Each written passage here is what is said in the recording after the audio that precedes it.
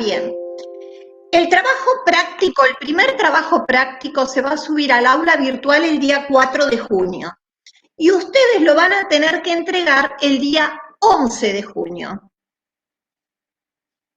¿Está claro eso? Por ahora, para los que están inquietos que no hay trabajo práctico, aún no lo hemos subido al aula virtual.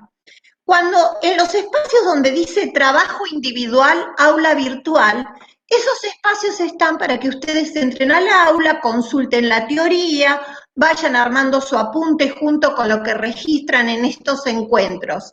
No es que hay un trabajo individual que tienen que hacer en ese momento, sino que es el espacio para que ustedes entren al aula virtual, vayan bajando los PowerPoint, los escuchen, generen su propio apunte entre lo que escuchan acá en clase y lo que entienden en los Power. ¿Me comprenden cómo es el proceso? Por eso el cronograma es para ordenarlos y que ustedes sepan qué momentos son de encuentros por plataforma y qué momentos son para que ustedes trabajen en el aula. ¿Estamos bien? A ver, que les leo. El trabajo se sube el 4 de junio y se entrega el día 11 de junio. Tienen del 4 al 11 para hacer el trabajo. ¿Estamos ahí? Bueno. ¿Alguna consultita respecto a ese tema? Si no, comienzo con la clase. Sí, profe, ¿por dónde lo entregaríamos? ¿Por un Gmail o por el foro? No, nosotros habilitamos en el mismo campus una parte donde es de recepción de trabajos. Ustedes cliquean ahí, después ya le vamos a dar el instructivo, cliquean en recepción de trabajos, eso los lleva a que ustedes vayan al archivo de su computadora y lo adjunten. Y a partir de ahí hay otra tecla que dice subir el trabajo, cliquean y el trabajo se sube al aula virtual. Todos los trabajos quedan en el aula virtual porque después nosotros ponemos las notas o el aprobado o desaprobado en el mismo aula. Ahí va quedando registro de todas las actividades. ¿Se entiende? Sí, profe, gracias. Bueno. Hoy tenemos previsto trabajar 3 contenidos. Uno tiene que ver con las inferencias, otro que tiene que ver con la metacognición y después vamos a trabajar lo que es contexto. Bien, hasta ahora vimos que la lectura es una operación que se centra sobre un texto. Nosotros nos disponemos a leer y para esto interactuamos con un texto y desarrollamos y hablamos qué era un texto, algo que ustedes tienen que tener muy claro. Un texto que dijimos que era, un texto no se limita a un conjunto de enunciados, que no es un conjunto de oraciones lo que conforma un texto, que hay algo más que un escrito tiene que tener para decir que estoy frente a un texto. ¿Qué es eso que considero yo? ¿Cuáles son esos 3 aspectos que tiene como exigencia un escrito para convertirse en un texto? Primero es una organización, una arquitectura. Después tiene que tener cohesión y tiene que tener coherencia. Y ahora vamos a ir viendo cada uno de estos aspectos. Pero lejos estamos de decir que un texto es un conjunto de enunciados. No, no es así. Puede ser un conjunto de enunciados, pero no podemos estar frente a un texto si es algo que no presenta coherencia y no tiene cohesión. La palabra texto proviene del latín tejido. Texto significa tejido, conjunto de enunciados que se entretejen y que se organizan de una manera jerárquica.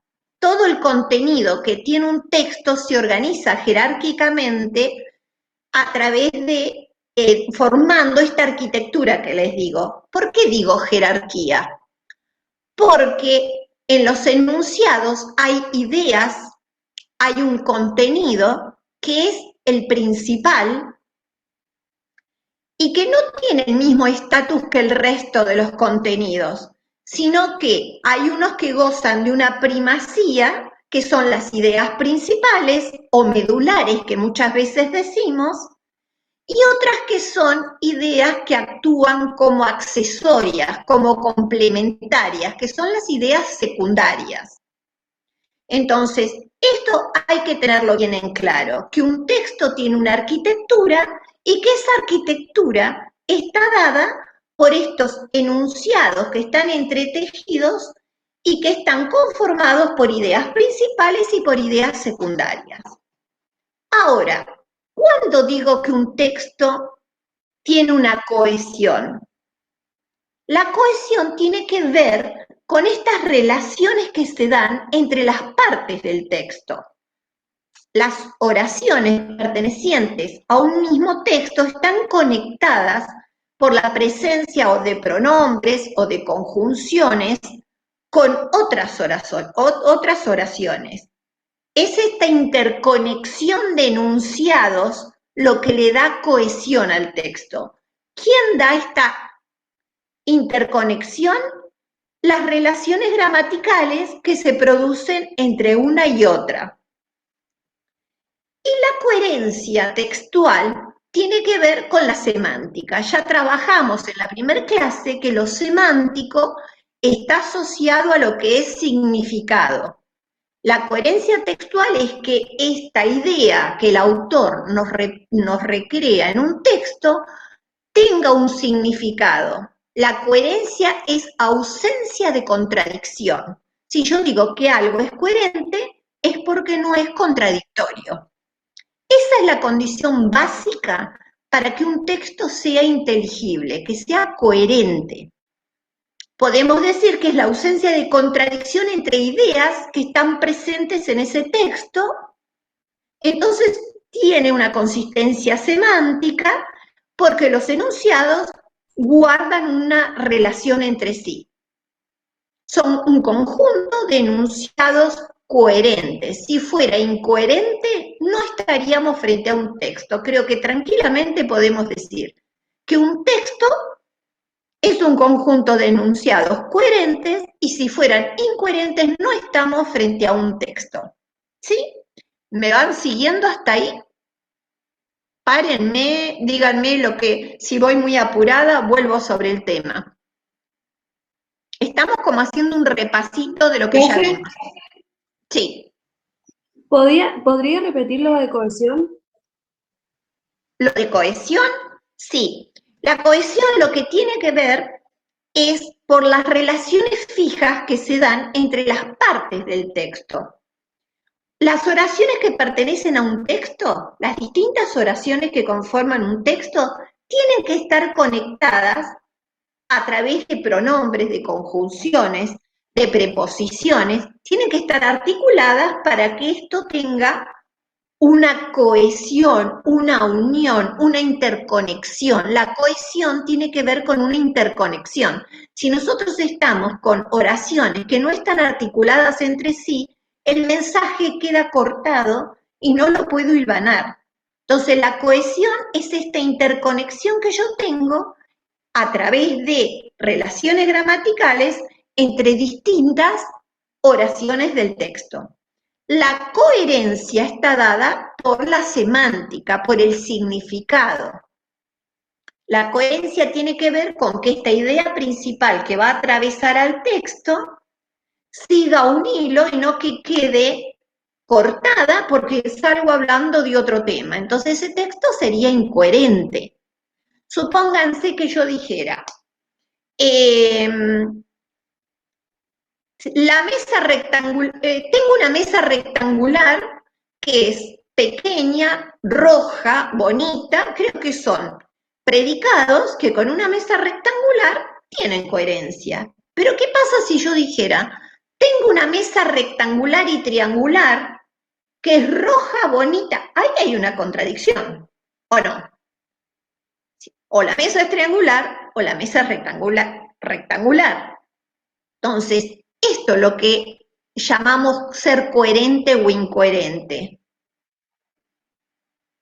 Hace frío, pero me voy a poner la malla para salir a el jardín. Bueno, y si hace frío me pongo una malla. Esos son como cosas incoherentes. Entonces un texto tiene coherencia cuando a lo largo de este texto hay consistencia en el significado del mensaje que el autor está dando. Ahora, esta coherencia se da a nivel oración y se da a nivel global. La oración internamente es coherente cuando no comete también contradicciones, cuando es consistente, cuando no es contradictoria. Y el texto, para que sea coherente, tiene que haber coherencia entre todas sus oraciones, una concordancia semántica con las demás oraciones que conforman el texto. Un texto puede ser incoherente a pesar de tener oraciones que individualmente sean coherentes. Las oraciones pueden ser coherentes, pero después quizás no están vinculadas unas con otras y generan un texto que no tiene coherencia. ¿Se entiende? Una idea puede ser coherente o no en virtud de las otras ideas con las que está rodeada, enhebrada. ¿Me siguen ahí? Sí, profe, gracias. Bien.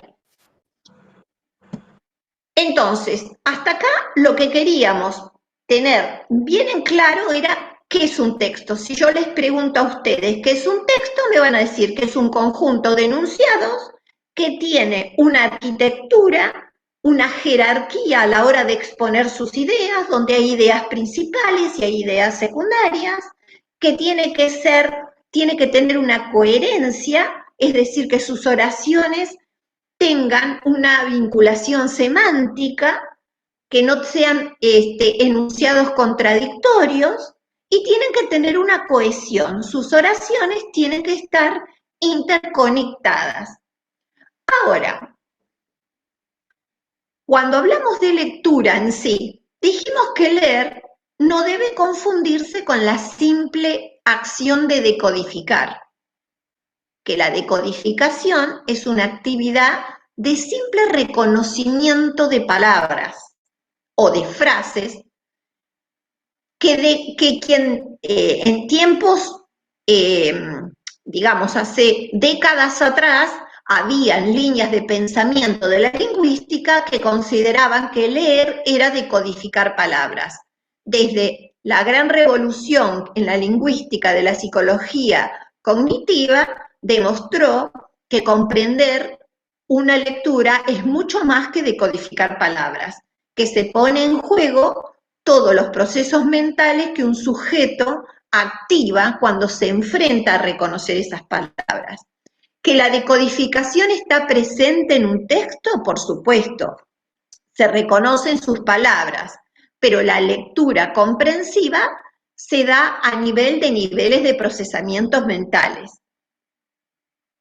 La decodificación es una lectura sin comprensión, porque leer es una interacción entre el lector y el texto. ¿Se comprende esto? Se decodifica si yo tengo que decodificar palabras para entenderlas y buscar su significado, pero eso no es comprender. Comprender es unir estas palabras que dice el texto con conocimientos previos que yo tengo para construir la idea. Esta es la lectura comprensiva, es una interpretación personal. Hay quienes, ante una misma lectura, pueden llegar a hacer una lectura comprensiva y hay quienes, por pobreza de vocabulario, por escasos conocimientos previos, que no logran hacer lecturas comprensivas. Ahora, ¿qué ocurre cuando yo digo que comprendí un texto?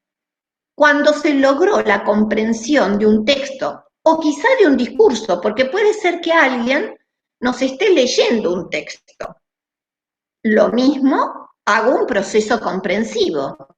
¿Cuándo lo logré? Cuando logré construir una representación mental del texto en mi mente que eso significa que los signos lingüísticos yo los transformé en signos mentales. Cuando ustedes dicen, yo este texto lo comprendí, lo pueden cerrar y pueden comentar de qué trata ese texto por el hecho de que lograron reconstruir ese texto, el significado de ese texto, en su mente. Por eso es que después ese conocimiento lo pueden trasladar para aplicarlo, para hacer un práctico, para hacer hipótesis, por eso se puede transferir, porque se logró ese proceso comprensivo. ¿Cuándo se logró ese proceso comprensivo? Cuando logré construir una representación mental del significado de ese texto en mi cabeza. Los signos lingüísticos se transformaron en signos mentales. En esta interacción participa tanto el texto, que tiene una forma, que tiene un contenido, que está escrito por un autor, con una intención, que está dando un mensaje, y participa un lector que tiene un objetivo de lectura. Yo leo para algo, tengo una intención, leo porque quiero hacer una lectura recreativa, entonces lo que me mueve es distraerme, leo porque quiero estudiar sobre un tema preciso, entonces leo con otra actitud, de otra manera, con una manera intencional, porque quiero construir conocimiento sobre lo que leo. Es decir, tengo una expectativa y tengo mis conocimientos previos que ya vimos lo que eran. Este conjunto de conocimientos que vamos almacenando en nuestra memoria a largo plazo, que ahí se van agrupando, formando redes conceptuales.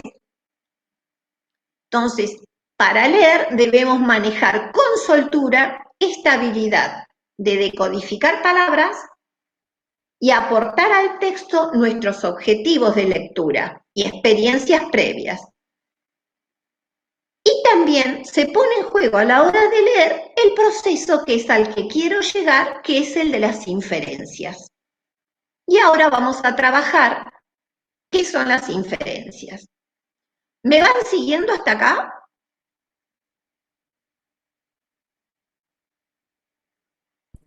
Sí, profe. Me parece que estás solamente vos. Sí, profe, se entiende bien. Bueno. Sí, profe, yo también. Bueno, hasta acá lo que queríamos ver era esto, que las personas cuando leen un texto, y se los dije también, cuando nosotros nos ponemos a leer, sea el libro que sea, la revista, el apunte, no lo hacemos en el vacío total. Nosotros nos acercamos al texto con un montón de experiencias, de afectos, de opiniones, de conocimientos que ya traemos guardadas y que pueden estar vinculadas con el tema que tratamos. Quienes hacen mejores lecturas comprensivas son aquellas personas que tienen mayor cantidad de conocimientos previos sobre el tema. Esta mañana yo les decía a los compañeros de ustedes, supónganse que ustedes empiezan a ver ahora cómo se da el ciclo de Krebs en las células, en las mitocondrias de las células. Es decir, que cuando la profesora les presenta el título del contenido que van a trabajar, a ustedes se les enciende un montón de conocimientos que están vinculados con esto. Es como estirar de un hilito y aparece qué es una célula, cómo está conformada, qué organelas tiene, dónde era que se producía el ciclo de Krebs en las mitocondrias, cómo eran las mitocondrias, había crestas, no había crestas, qué tiene que ver con la síntesis proteica. Entonces ven cómo un conocimiento nuevo a ustedes les activa un montón de información. Pero ¿qué pasa si un hermanito de ustedes lee ciclo de Krebs, que él no tiene ningún tipo de conocimiento previo sobre este contenido? A él no se le va a activar ninguna información, porque carece de la construcción de conocimientos vinculados con esto. Entonces, miren la diferencia de venir haciendo procesos donde uno va construyendo ya un conocimiento de base a la hora de interactuar con un conocimiento nuevo. Entonces, tengamos en cuenta que quien lee trae consigo un conjunto de características cognitivas, experimentales y actitudinales que va a influir a la hora de encontrar el significado de un texto.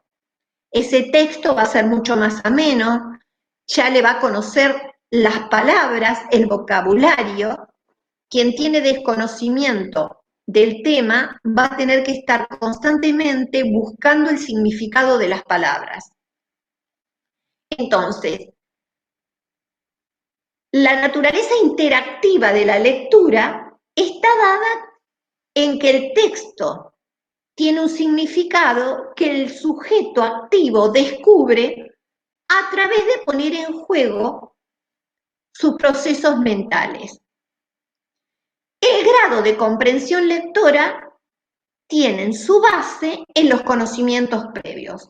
A mayor conocimiento del tema, mejor lectura, mejor comprensión. Ahora bien,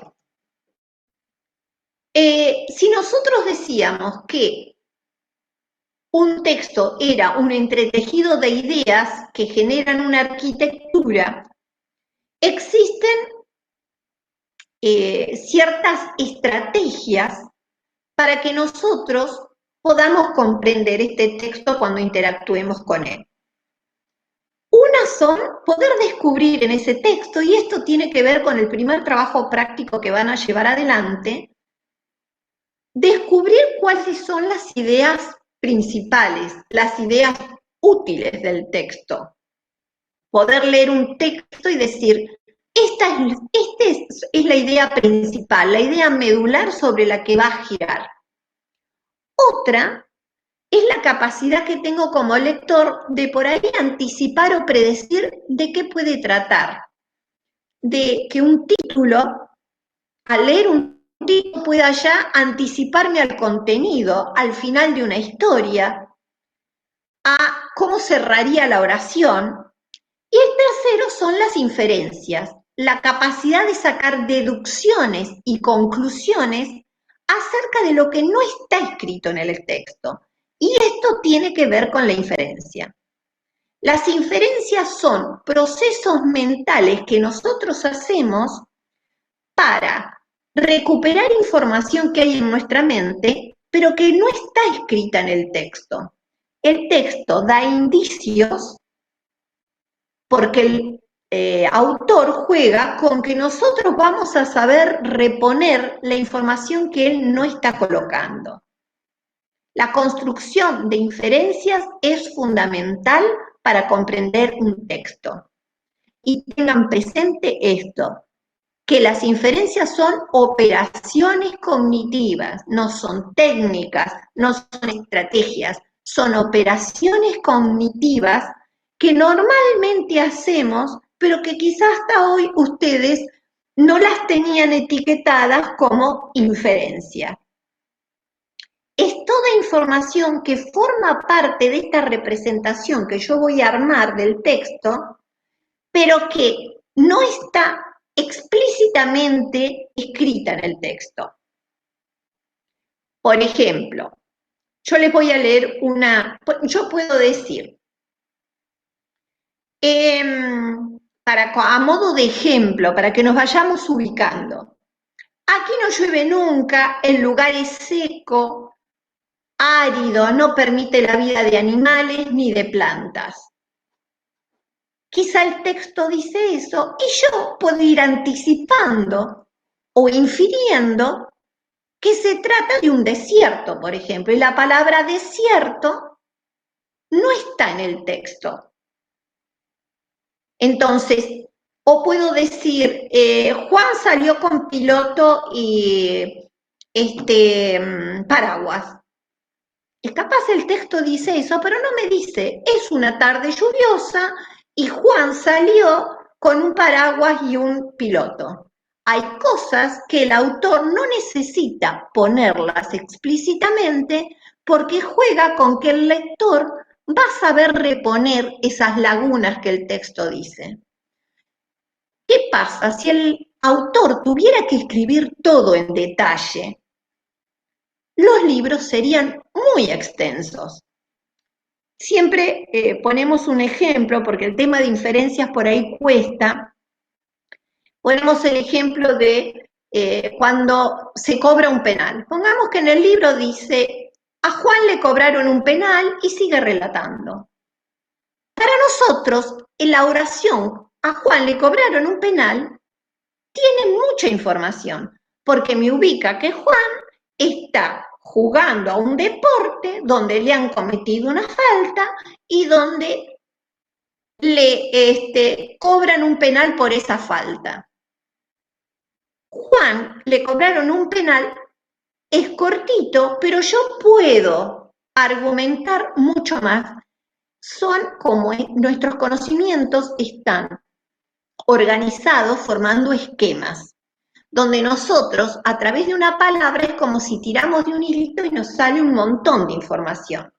Si yo digo, Ana fue al cine, a nosotros nos desencadena todo un esquema. Sabemos que se trata de una sala con butacas, que va a haber una pantalla, que hay una boletería, que la gente se sienta en silencio, que va a haber una película. Cuando yo digo Ana va al cine, no necesita el autor relatar todo ese entorno. Yo lo genero en mi mente, la imagen, construyo este conocimiento bien enriquecido con todo esto porque yo ya sé de qué se está hablando. Si yo dijera, por ejemplo, a ver, tenía una para dar, supónganse, cayó el telón y el público comenzó a aplaudir. Cayó el telón y el público comenzó a aplaudir. Esto nos estaría ubicando en un teatro, que vimos una obra, actores. Cayó el telón quiere decir que la obra ya terminó. Entonces miren toda la secuencia de cosas que a nosotros nos arroja decir esas dos oraciones que son breves y cortitas. Entonces la inferencia es la habilidad de comprender algún aspecto determinado del texto a partir del significado del resto. Es superar lagunas que aparecen en el proceso de construcción de la comprensión. ¿Se entiende lo que es una inferencia?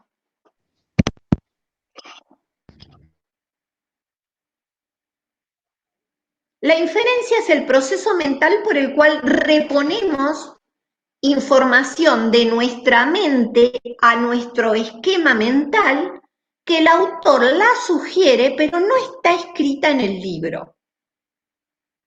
Entonces, cada texto tiene una dimensión superficial que corresponde al significado literal de la palabra, pero después tiene una dimensión profunda que tiene que ver con las inferencias, con lo no literal, ¿sí? Y la inferencia tiene como base los conocimientos previos. Si yo no tuviera conocimientos previos, yo no podría inferir, porque no tengo desde dónde anclar toda mi información.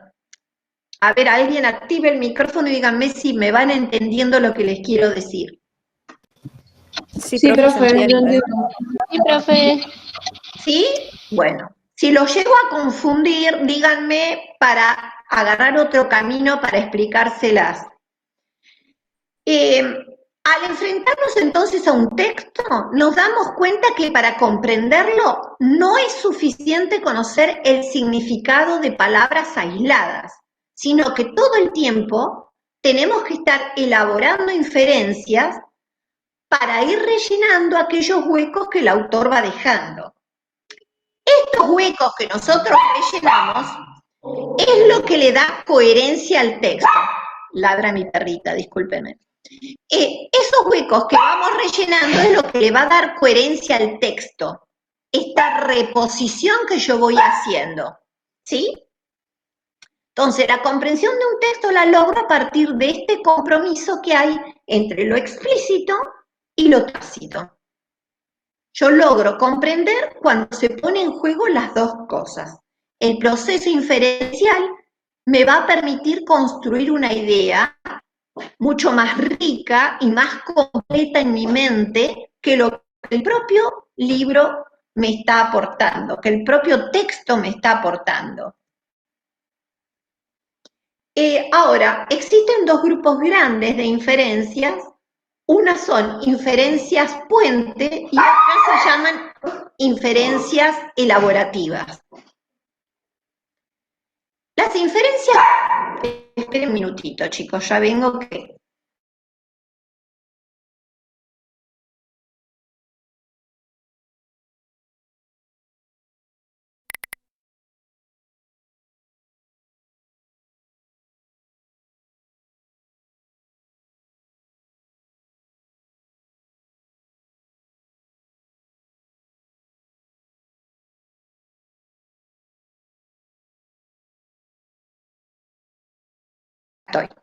Acá estoy. Esta es la causa de que yo tenga que cortar la clase. Bueno, yo les decía que hay dos grupos grandes de inferencias, las inferencias puente y las elaborativas. En el aula virtual ustedes van a tener detallada toda la clasificación que hay de inferencias, las van a ir viendo ahí tranquilamente y está en mi relato. Las inferencias puentes son las que le dan coherencia al texto porque unen dos partes, si no quedaría una oración inconexa, no se entendería.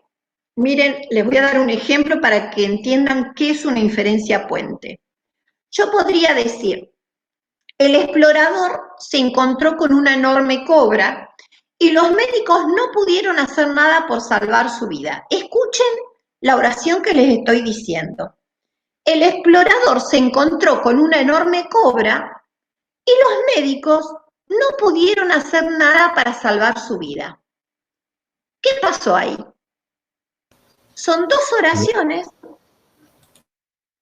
pero ¿qué pasó? ¿Qué voy a construir yo en mi mente en relación a esta oración? ¿Que lo mordió la cobra? Que lo mordió y ¿qué pasó? Los médicos no pudieron hacer nada para salvar su vida. Que se murió. Que se murió, pero ¿está escrito que se murió? No. ¿De dónde lo sacamos? Lo aportamos nosotros. Entonces yo para unir, el explorador se encontró con una enorme cobra y los médicos no pudieron hacer nada por su vida, el morir es la inferencia puente que yo hago para que estas dos oraciones tengan sentido y coherencia. Esto es un ejemplo y de esto van a encontrar, lo que pasa es que inferencias las hacemos automáticamente, pero quería buscar algo bien explícito para que se den cuenta. Miren cómo estas dos oraciones pareciera que no tuvieron nada que ver en lo que está escrito explícitamente, pero cuando yo hago mi contribución de lo que tengo en mi mente en relación a estas oraciones, cómo se completa. El autor no tuvo la necesidad de poner que el explorador se encontró con una enorme cobra, fue mordido y el veneno lo mató, se murió, siendo que el médico no pudo llegar a tiempo para darle el antídoto y salvarle la vida. Hay un montón de información que yo puedo usar para enriquecer esta representación que me hago del texto, que el autor no la escribió. ¿Se entiende esto? Eso es una inferencia puente. Para yo conectar estas dos ideas, tuve que poner lo que el autor sabía que yo me iba a dar cuenta con lo que él decía. Hay otras inferencias que son elaborativas, que lo que hacen es enriquecer la representación del texto. No es que unan, sino que añaden información que está relacionado con el tema. Podría añadir, por ejemplo, que esto le pasó a un turista que estaba en la selva amazónica y lo picó una cobra. Y que los médicos no llegaron tarde porque se encontraba en el medio de la selva, lejos donde operaba la carpa donde estaban los primeros auxilios. Todo lo que yo le pueda agregar a esto son inferencias que yo puedo hacer elaborativamente, que si las saco, hacen que el texto no pierda su idea central.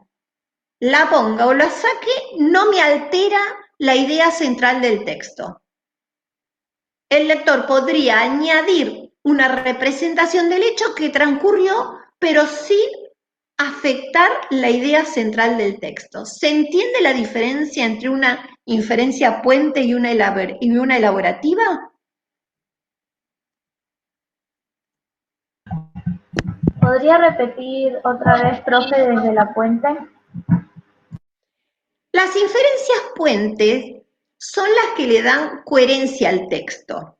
Antes habíamos visto que la coherencia es interconectar oraciones, que la coherencia de un texto está dada por la interconexión que hay entre sus distintas oraciones que hacen que haya un hilo en el relato del texto y no que pasemos a hablar de un tema a otro distinto.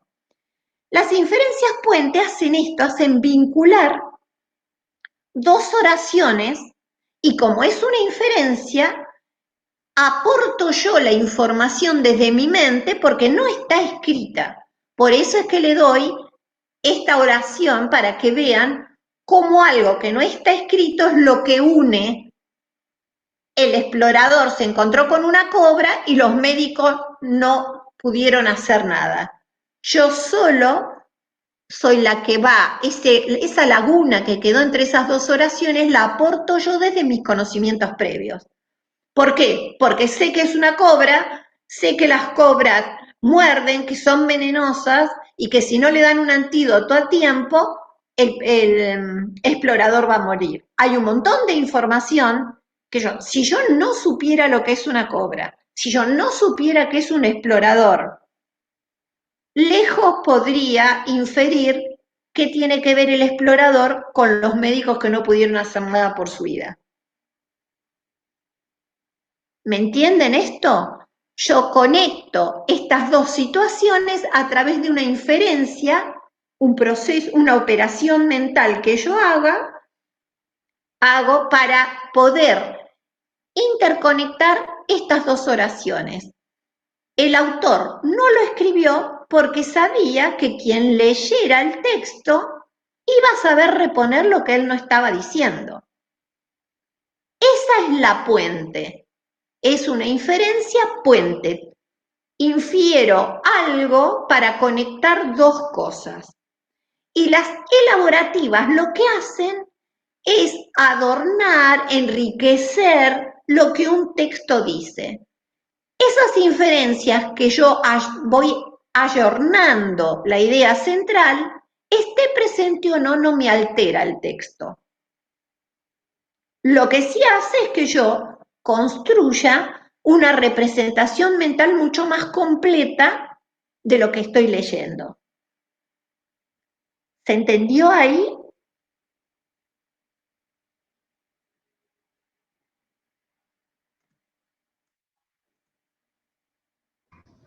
Sí, ¿Va ahí? profe, se entendió bien. Sí, profe, ¿se entendió? Bien, entonces las puentes unen.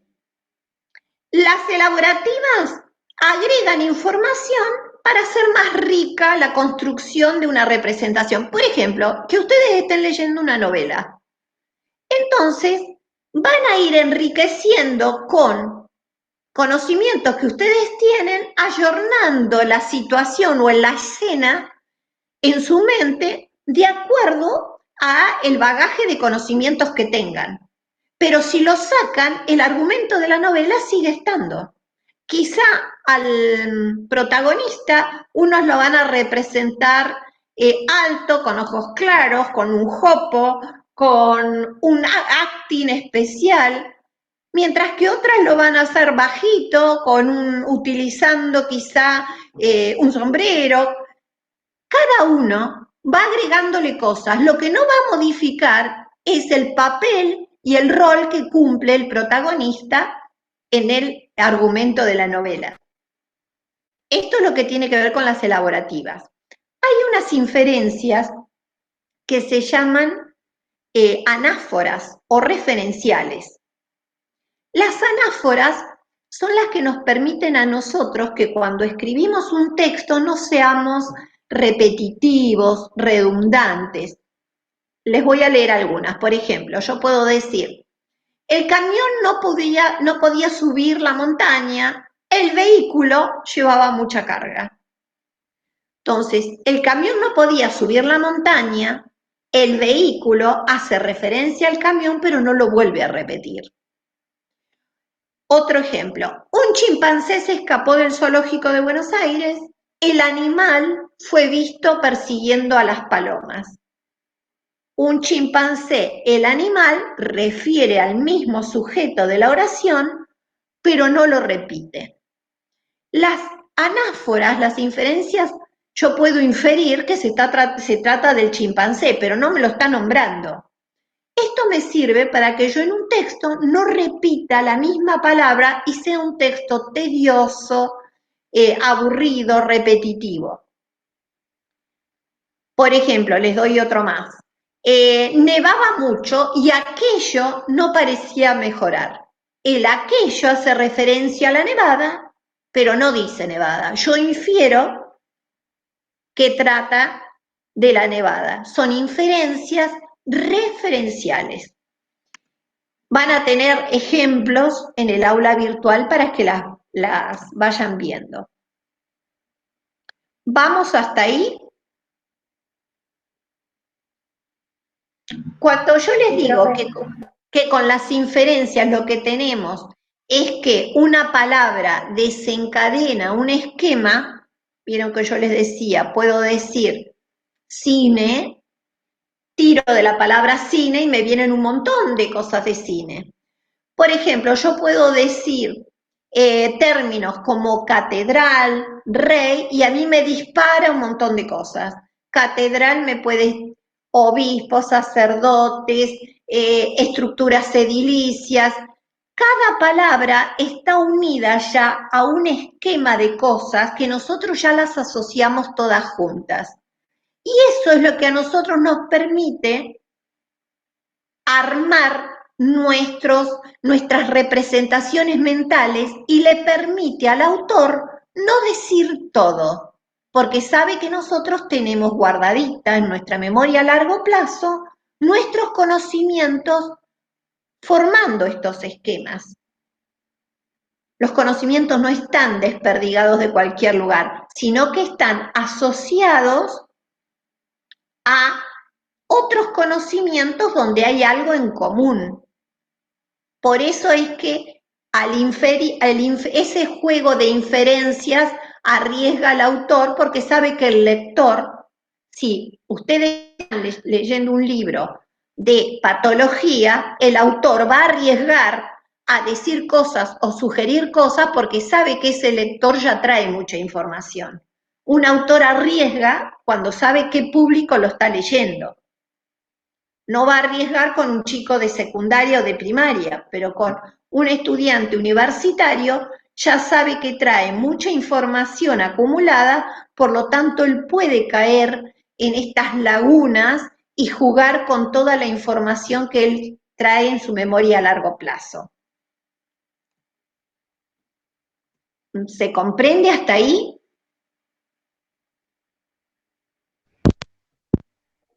Sí, profe, se entiende. Bien. Disculpe que sea pesada y les pregunte, pero tengo miedo que se queden calladas y no me quieran preguntar. Bueno, entonces acá cerramos inferencias. Lo que más me preocupa es que sepan ustedes que cuando nosotros hablamos en la tríada comprensiva de que el lector es un sujeto activo, nosotros decimos que es activo porque al interactuar con el texto activa los conocimientos previos, realiza operaciones mentales que se llaman inferencias y siempre tiene un objeto de lectura, siempre va con una intención a leer ese texto. ¿Se entiende? Hasta acá habíamos visto que el lector tenía conocimientos previos. Ahora le agregamos, tiene conocimientos previos y con esos conocimientos previos realiza operaciones mentales que se llaman inferencias. ¿Qué es hacer inferencias? Es poder completar información que el autor no pone en el texto, pero que da pistas y el lector la repone. ¿Dónde repone esa información? En su mente, en este modelo mental que él está construyendo del significado del texto.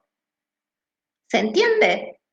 No la va a reponer en el libro y lo va a escribir, sino que lo va a reponer en la construcción del conocimiento del texto.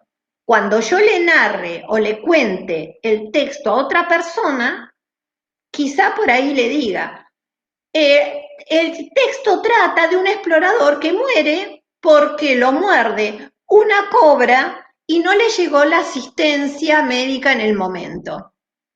Quizá yo cuando lo relate ponga mi inferencia, pero el autor no la puso. La intención del autor, ¿cuál es?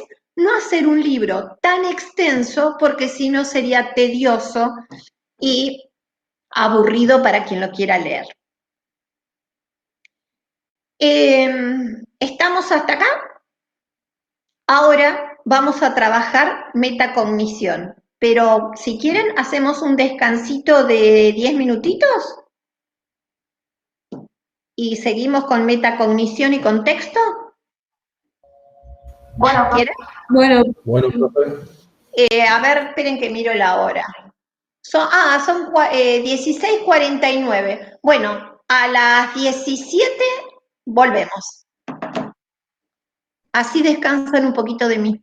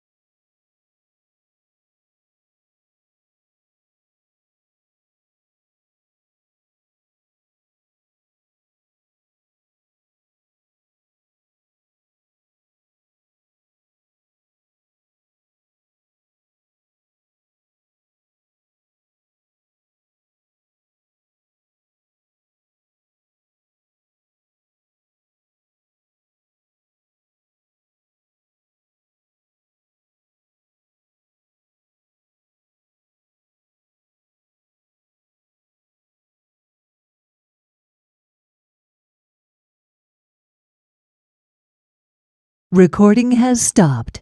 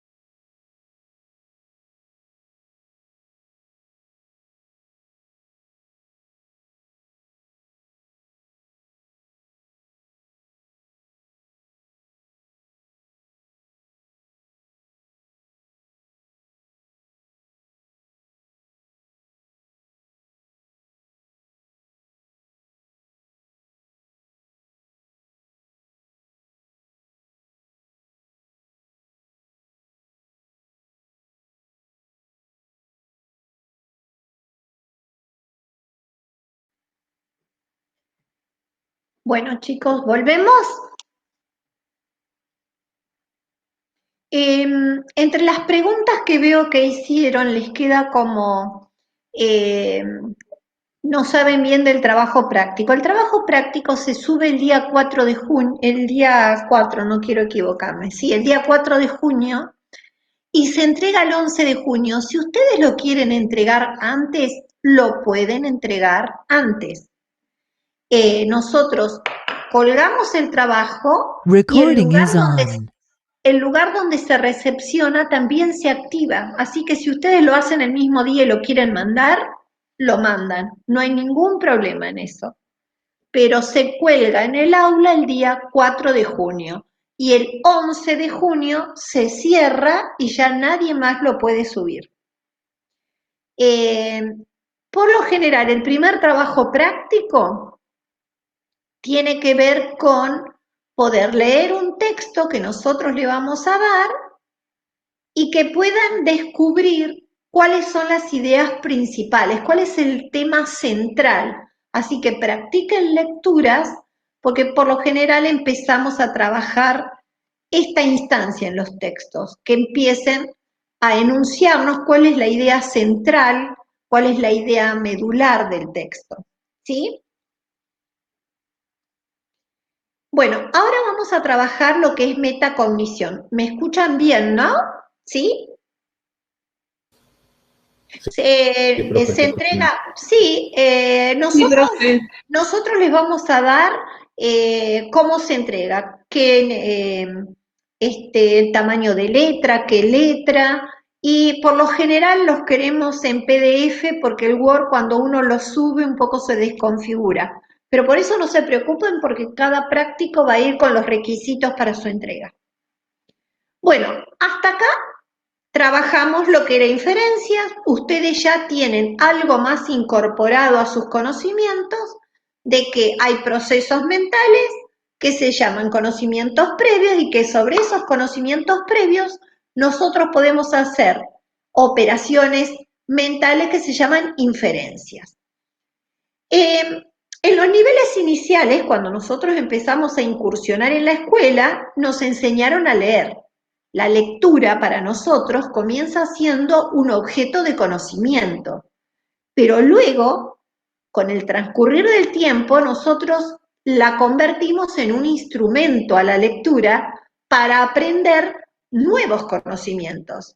Entonces pasa a ser de un objeto de conocimiento que tenemos que construir a un instrumento que es la base para que nosotros podamos acceder a cualquier otro tipo de conocimiento.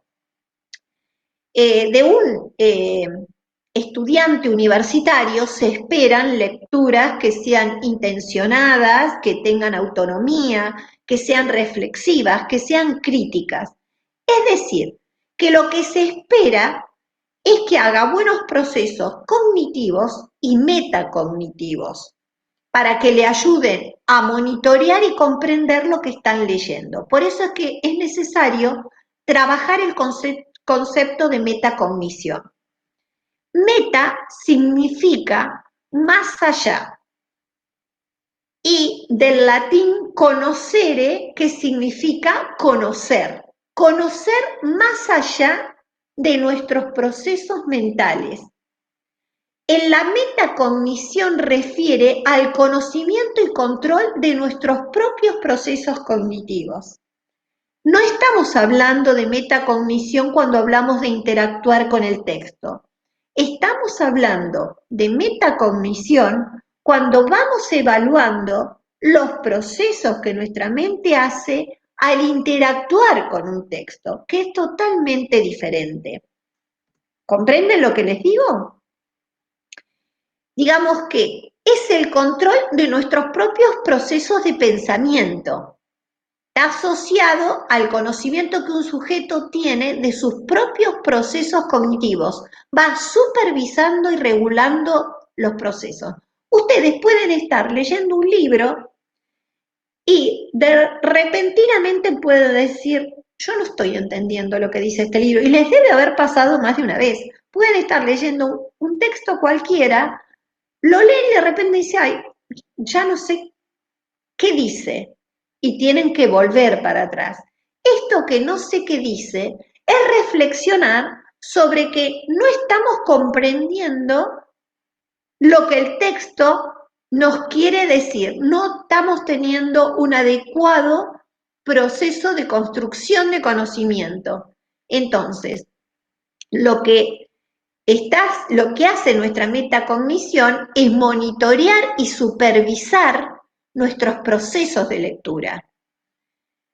Lo que tenemos que lograr es eso, tener conciencia y regulación de nuestros procesos mentales. Eso es fundamental en la metacognición.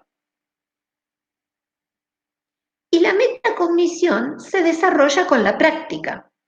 Como se desarrolla con la práctica, es lo que nos permite que haya acción educativa. Si la metacognición fuera algo innato, dado, no habría espacio para que ustedes aprendieran a trabajar con la metacognición, porque sería algo rígido que está dado como lo innato, digamos, intransferible, inflexible. En cambio, la metacognición, con la práctica, con la habilidad de ser conscientes de lo que estamos haciendo, se va desarrollando.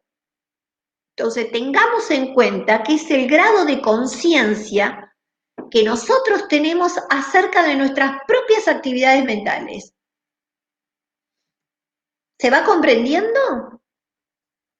Hay tres aspectos que son fundamentales en la metacognición. Uno es tener conocimiento de sí mismo y de los propósitos del aprendizaje. Yo quiero leer este texto de histología porque quiero aprender cómo funciona el tejido hepático. Tengo un objetivo de lectura porque quiero hacer este aprendizaje.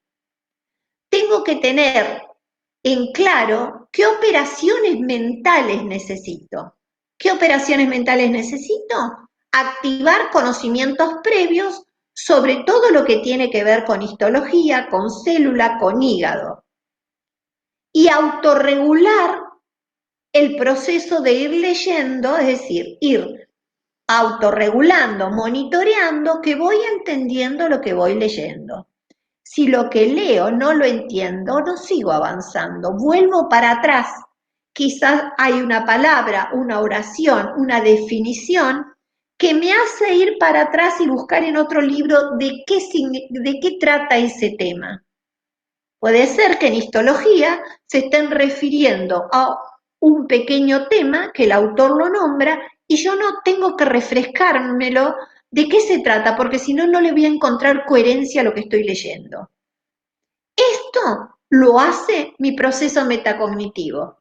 Planificar y monitorear y evaluar que hay algo que va bárbaro o hay algo que no está bien. O por ahí estoy leyendo un texto que presenta grandes inconsistencias. El detectar que un libro no está guardando una coherencia en el tema que trata, también se debe a mis procesos metacognitivos. Entonces, tengan en cuenta que para comprender no basta con conocer el lenguaje. Hay que tener conocimiento de nuestros procesos mentales que se ponen en juego. procesos cognitivos supervisados por mi metacognición. ¿Se comprende? A ver, ¿cómo vamos? Sí, profe. No se puede repetir de vuelta, yo me perdí. Te perdiste. Bueno, yo les decía que la metacognición tiene que ver con ir supervisando nuestros procesos mentales a la hora de leer. Ustedes se ponen a estudiar una materia y toman un texto, un apunte, lo comienzan a leer y a su vez van monitoreando si van comprendiendo y van hilvanando el tema de lo que está relatando el autor. Esta capacidad que tienen de ir controlando si se comprende, no se comprende, si hay incoherencias o no, son procesos metacognitivos. La metacognición es evaluar nuestros procesos mentales. Si lo graficáramos, pondríamos los procesos metacognitivos en una pirámide en la cúspide y nuestros procesos mentales abajo. Supervisan nuestros procesos mentales. Entonces nosotros tenemos la capacidad de ser conscientes si algo lo estamos entendiendo o no lo estamos entendiendo. Si una palabra es desconocida para nosotros o no, y es lo que genera el quiebre para comprender un texto. Entonces eso nos lleva a buscar el significado de la palabra, a veces descubrimos qué significa una palabra por el lugar que ocupa en el texto y el contexto que la rodea. Vieron que a veces no sabemos qué significa algo y decimos, ay, voy a leer un poquito más, que quizá eso me da pistas para saber a qué puede hacer referencia el autor. Eso es de poner en contexto la palabra. Entonces, los tres aspectos de la metacognición son tener un propósito de aprendizaje. Yo quiero aprender qué es el tejido hepático, cómo está conformado, qué función cumple, tengo un propósito, por eso voy a interactuar con un texto de histología, activo mis conocimientos previos mentales para interactuar con este texto y que me ayuden, pero a la vez voy supervisando, monitoreando si voy entendiendo lo que voy leyendo. No leo a ciegas, leo por leer y repetir. No tiene sentido avanzar en una lectura cuando yo me doy cuenta que no estoy entendiendo lo que el autor dice. Está bueno ahí frenar y decir, no, vuelvo para atrás y veo dónde está el quiebre que no me permite comprender lo que dice. Por ahí el autor hizo referencia a una palabra que es un concepto. Sabemos que un concepto es como un cajoncito que abrimos que adentro tiene mucha información y que yo quizá olvidé qué significaba ese concepto. Pues me obliga a que vaya y refresque qué era ese concepto, entonces una vez que lo refresque, puedo seguir leyendo. Entonces mis procesos metacognitivos lo que hacen todo el tiempo es ir supervisando y monitoreando a mis operaciones mentales, a ver si verdaderamente voy construyendo bien mi representación del significado del texto o hay algo en defecto. ¿Ahí me van captando? Sí, profe, ahí entendí, muchas gracias. Bien. La metacognición también lo que nos permite es esto de el lector eficiente le permite ir construyendo hipótesis tentativas sobre los textos que va a ir abordando, ¿no? Pero siempre tengan en cuenta esto, tener en claro cuál es el propósito de la lectura, para qué se lee, para qué voy a leer, porque quiero una lectura recreativa para despejarme, voy a leer de una manera, con determinada intención. Entonces la autorregulación de esa actividad mental quizá va a ser mucho más relajada o va a ser una lectura más disciplinar, más académica, con términos más duros, donde tengo que tener una actitud diferente frente a esa lectura. y donde mi metacognición va a tener que estar fuertemente controlando que yo vaya entendiendo lo que voy leyendo, ¿sí? Planificando, supervisando y evaluando constantemente ese proceso. Entonces, para cerrar este tema, si pasamos a contexto, y ya cerramos, porque si no, no quiero cargarlos de información y que se pierdan.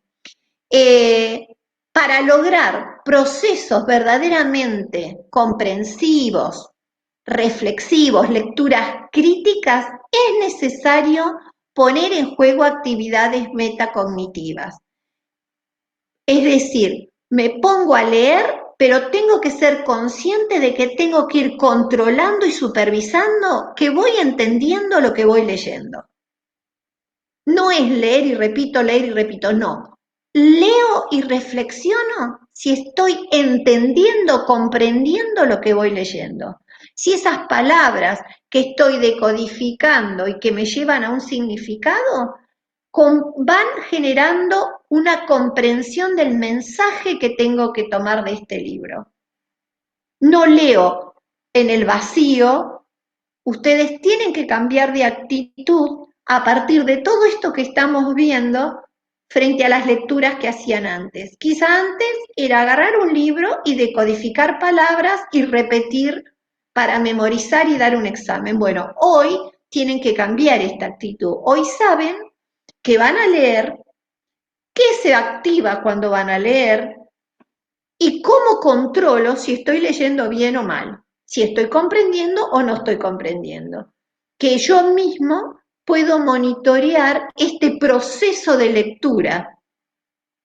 Y si alguien me preguntara, ¿y cómo monitorear? Sí, porque yo llevo adelante procesos ejecutivos de metacognición que pueden supervisar mis procesos mentales. ¿Estamos? Sí, profe.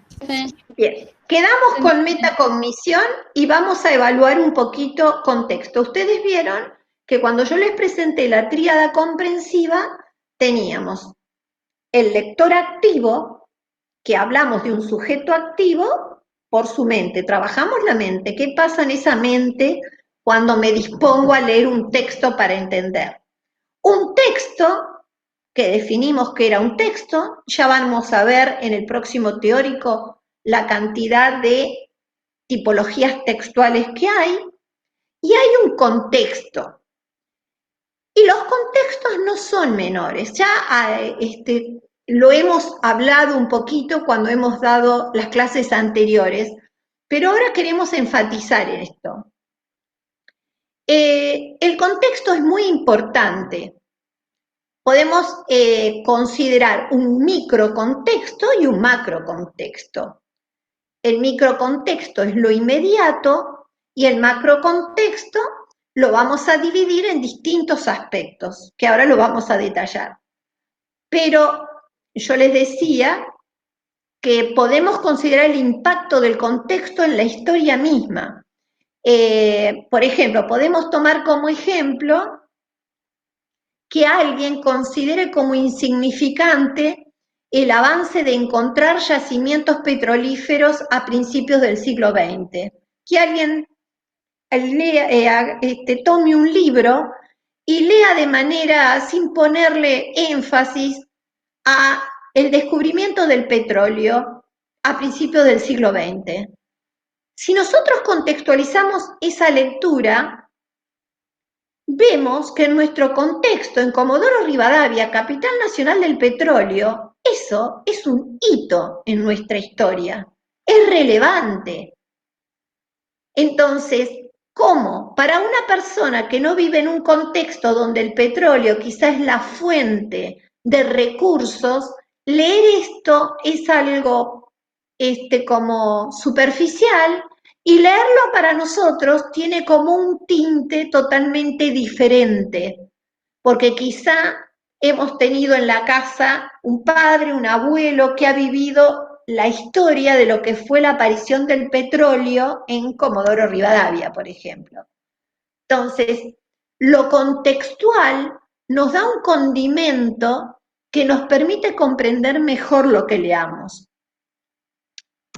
Tenemos contextos físicos, hay contextos sociales, hay contextos históricos, hay contexto psicológico y hay un contexto cultural.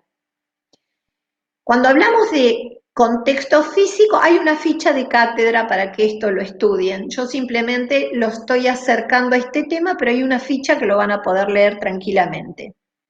El contexto físico es el contexto de lectura, el contexto inmediato o microtexto que yo les digo.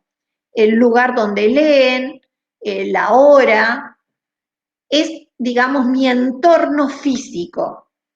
El contexto social tiene que ver también con el contexto de amigos, de compañeros, de biografía del autor, que me acerca o no a lo que él escribe. Lo histórico es el recorte que tenemos en cuanto se escribió ese libro y los antecedentes que puede haber del mismo, que le da un significado especial, ¿sí? Los contextos históricos, por ejemplo, veníamos hablando y sobre todo lo hablábamos en la mesa de examen esto. Hoy en día, con el gran cambio de paradigma que hay en muchas situaciones, un libro que se escribió hace 10 años atrás, no nos vamos tan lejos, 10 años atrás, donde estábamos en un contexto social y totalmente diferente, se podía escribir y decir cosas en un libro que a la lectura de hoy resultaría complicada, la rechazaríamos, pero lo que no podemos perder de vista es que quizá el contenido académico no sirve tanto como cuando la escribió el autor. ¿Por qué sirve el contexto en que la escribió? Para saber por qué el autor habla de esa manera. Hoy, por ejemplo, yo les decía el tema de la mujer, el tema xenofóbico. Quizá en el momento que él escribió las palabras o la forma en que lo decía, no estaba rechazado socialmente como está hoy, pero quizá el contenido disciplinar es tan válido como en el momento que él lo escribió. ¿Se entiende lo que les quiero decir?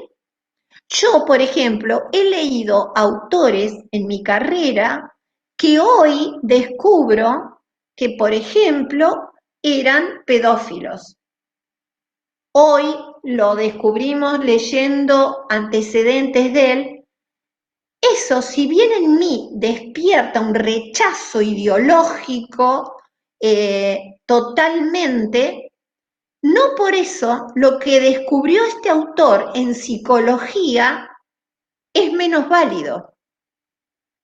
Lo que a mí me interesa es contextualizar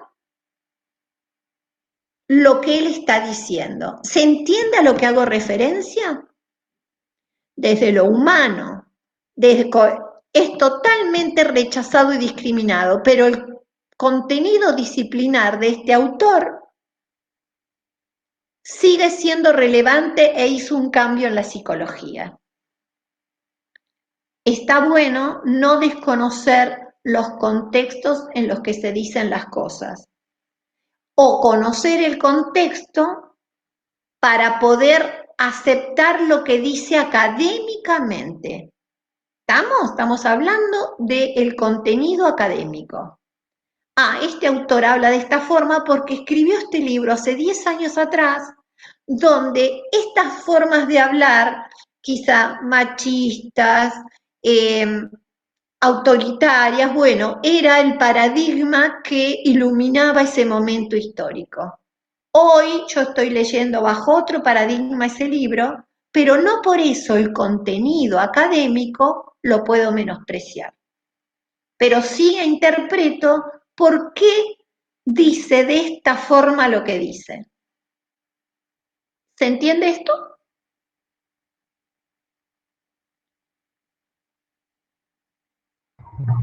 Sí, profe. ¿Sí? Sí, Entonces, Cuando hablo de contexto me refiero a esto, un contexto inmediato, que es lo físico, mi entorno inmediato, mi entorno social.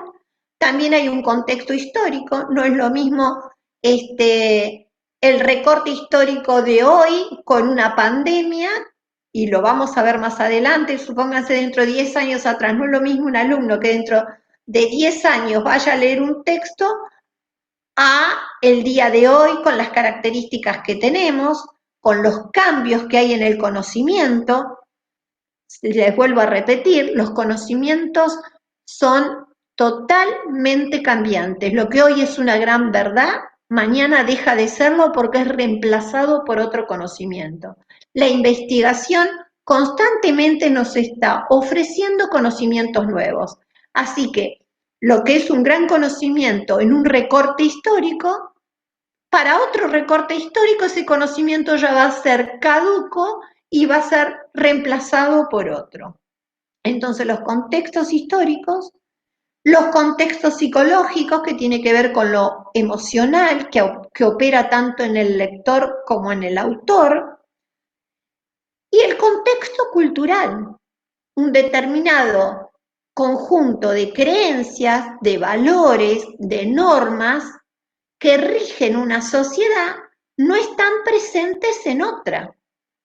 Palabras que tenemos en uso en nuestra cultura quizás son palabras que tienen otro significado y se utilizan de otra manera en otra cultura. Nosotros tenemos un gran acompañamiento de compañeros que son de Brasil, muchos que son de Bolivia, hay alumnos peruanos. Quizá hay palabras que utilizamos nosotros con un significado y que la ubicamos en nuestros textos para dar un mensaje determinado que a ellos les va a hacer ruido porque esas palabras en su contexto cultural refieren a otras cosas y las van a encontrar como desubicadas o no apropiadas. Entonces, ellos van a tener que flexibilizar y leer textos que están en el contexto de una cultura con un vocabulario al cual se van a tener que ajustar para poder comprenderlas. Y yo me voy a tener que ajustar a sus escritos para poder comprender palabras que ellos pongan que quizá no responden a los significados que nosotros utilizamos. Entonces, esto tiene que ver con el contexto. Y una palabra dentro de un texto también está contextualizada. Lo que les dije hace un ratito, si una palabra no la entiendo, si yo la pongo en el contexto del escrito que estoy leyendo, quizá puedo darme cuenta de qué se trata. Entonces, esta era el tercer pilar de la tríada comprensiva. La tríada comprensiva es lo que se desencadena a la hora de llevar adelante lecturas comprensivas. Se activa la mente del sujeto lector, donde hay objetivos de lectura, donde hay conocimientos previos y donde genero operaciones mentales como son las inferencias, interactúo con un texto, que el texto me da pistas de acuerdo a qué tipo de texto es, qué tipo de estructura tiene, y leo en un contexto determinado, en un contexto de materia, en un contexto físico, social, histórico, psicológico y cultural determinado. Acá cerramos lo que es la tríada comprensiva. ¿Sí? Lo que hemos visto hoy va a quedar en el aula virtual para que ustedes lo vayan escuchando. La clasificación de inferencias la van a tener en el PowerPoint. ¿Estamos? Sí, profe. Bueno, chicos y chicas, entonces los libero y nos volvemos a encontrar. A ver, miro el cuadro. Bueno, el 2 de junio van a tener una evaluación teórica. Vamos a hacer una pequeña evaluación que va a estar en el aula virtual para ver si captaron los contenidos principales que vinimos trabajando. Eso va a ser el 2 de junio. Y el 4 subimos el trabajo práctico. El próximo teórico va a ser el 9 de junio, donde vamos a ver tipologías textuales. Bueno, no, con ustedes que son del viernes a la tarde, nos vamos a reencontrar el 11 de junio. ¿Estamos? 11 de junio. O sea que no hay más clases hasta el 9 de junio. Ustedes ahora ya tienen liberado para trabajar en el aula virtual, ver los materiales, ir estudiando. Hasta el 11 de junio con ustedes no nos volvemos a conectar a la tarde. 11 de junio, porque el 9 va al grupo de los miércoles, ustedes son del viernes a la tarde. 11 de junio para ver tipologías textuales, los distintos tipos de textos que hay. Pero recuerden que el día 2 en el aula virtual va a haber una pequeña evaluación sobre teoría. ¿Sí? 2 a evaluación de teoría, el 4 subimos el trabajo práctico, el 11 nos volvemos a encontrar por plataforma. ¿Estamos? Ok, profe, gracias. Sí, Bueno, profe. chicas, que descansen. Buen